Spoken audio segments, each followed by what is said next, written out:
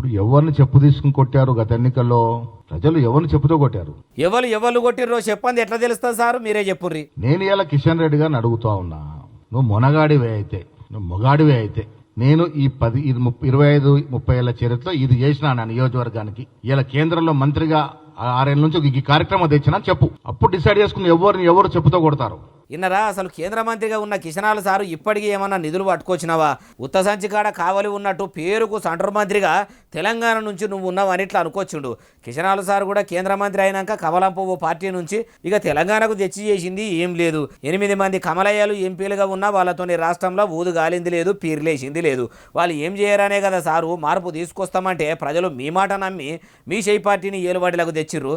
మరి మీరు చేసింది ఏంది సారు? గెలిచిన 100 దినాలనే 6 గ్యారెంటీలు అమలు చేస్తామని అధికారంలోకి వచ్చి మీరు చేసింది ఏం లేదు, ప్రజలకు ఒరిగింది ఏం లేదు. వచ్చే ఎన్నికల్లో కూడా ప్రజలు ఎవరిని చెప్పుతోని కొడతారో ఇచ్చిన మాట నిలబెట్టుకొని మీరే ఇప్పుడు చెప్పినట్టే చెప్పాలి అంటుర్రు ఈ ముచ్చటిన్నోళ్ళు.